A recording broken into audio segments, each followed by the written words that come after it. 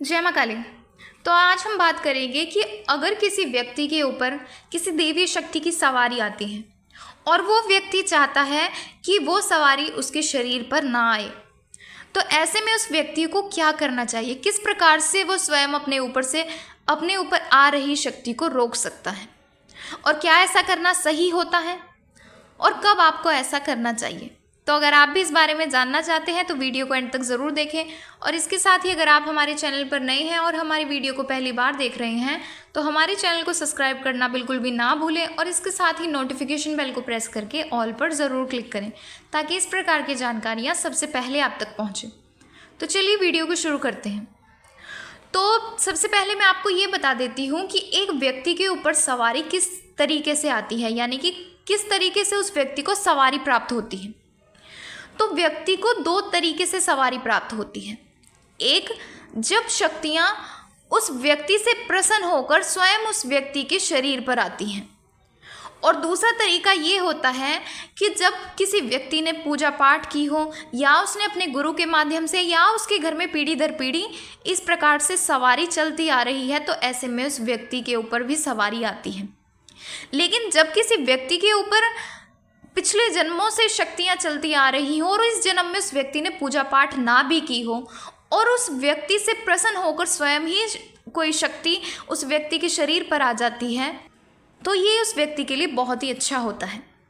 लेकिन कई सारे व्यक्ति ऐसे होते हैं जो ये चाहते हैं कि उनके ऊपर सवारी ना आए। तो मैं आपको ये बता देती हूँ कि जब आपके शरीर पर कोई देवी शक्ति आपसे प्रसन्न होकर आती है तो वो शक्ति आपका कल्याण करने के लिए, आपका भला करने के लिए और आपके हाथों से अन्य व्यक्तियों के समाज कल्याण के लिए ही आपके शरीर पर आती है। यानी जब वो शक्ति आपके शरीर पर आती है तो उस शक्ति का कोई मकसद होता है, जिस मकसद को पूरा करने के लिए वो आपको चुनती है। क्योंकि कोई भी देवी देवता हर किसी व्यक्ति का चुनाव नहीं करते, यानी हर किसी व्यक्ति पर देवी या देवता सवारी के रूप में नहीं आते। कुछ ही चुनिंदा व्यक्ति ऐसे होते हैं जिनको स्वयं कोई देवी या देवता चुनते हैं और उनके ऊपर सवारी लेते हैं। तो ऐसे में अगर आप ये चाहते हैं कि आपके ऊपर सवारी ना आए और आप सवारी को उतरवाएं, तो मेरे हिसाब से तो ऐसा करना गलत है। लेकिन काफ़ी सारे व्यक्तियों की कई समस्या होती है या कई परेशानियां होते हैं जिस कारण वो चाहते हैं कि उनके ऊपर सवारी ना आए। तो मैं आपको ये बता देती हूँ कि ऐसे में आप क्या कर सकते हैं, किस प्रकार से वो सवारी आपके ऊपर नहीं आएगी अगर आप नहीं चाहते तो। सबसे पहला कार्य आपको ये करना होगा कि आप जिस भी देवी या देवता की पूजा करते हैं, जो भी आपके इष्ट हैं, आप उनकी पूजा पाठ भक्ति को थोड़ा कम कर दीजिए और आप उनके मंदिर में जाएं और जब भी उनकी पूजा पाठ करें तो पूजा पाठ करने से पहले चाहे आप एक माला का भी जाप कर रहे हैं, चाहे आप एक पाठ भी कर रहे हैं, तो उस समय पर आपको संकल्प लेना है। आप अपने सीधे हाथ में थोड़ा सा गंगा जल लें और आपने हाथ में गंगा जल लेकर संकल्प लेना है। और जैसे आप अगर माँ काली की पूजा करते हैं और माँ काली की आपको सवारी आती है तो आप माँ से प्रार्थना करें कि हे माँ काली, मेरा नाम ये है, मेरे पिता का नाम ये है, मैं यहाँ का रहने वाला हूँ, मैं इस देश में रहता हूँ, मैं आपको साक्षी मानकर, बाबा भोलेनाथ जी को साक्षी मानकर आपके इस माला या इस पाठ का जाप कर रहा हूँ। जो भी आप रोज़ाना करते हैं आप उसका पहले संकल्प लें, फिर माँ से कहें कि मेरी आपसे एक विनती है, मैं आपसे प्रार्थना कर रही हूँ या कर रहा हूँ, कृपया करके माँ सूक्ष्म रूप से हमेशा मेरे साथ रहें, मेरी सहायता करें, मेरे कार्यों को करें, मुझे उन्नति की ओर लेकर जाएं, लेकिन इस प्रकार से सवारी के रूप में मेरे शरीर पर ना आए।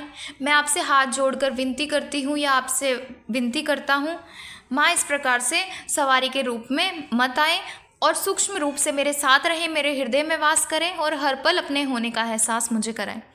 तो इस प्रकार से आपने माँ से विनती करनी है और उस जल को माँ के चरणों में समर्पित कर देना है। और फिर आप जो भी मंत्र जाप कर रहे हैं या पाठ कर रहे हैं, फिर आपको वो करना है। और ऐसा आपको रोज़ाना करना है जब भी आप पूजा पाठ करते हैं। मान लीजिए आप सुबह पूजा पाठ करते हैं, आप मंत्र जाप करते हैं, तो उस समय पर भी आपको मंत्र जाप करने से पहले आपको संकल्प लेना है, मंत्र जाप का भी आपको संकल्प लेना है। फिर उसके बाद आपको संकल्प में ही माँ से ये विनती करनी है। इसी तरीके से शाम को भी आप करें, तो इस तरह से आप रोज़ाना आपको यही कार्य करना है।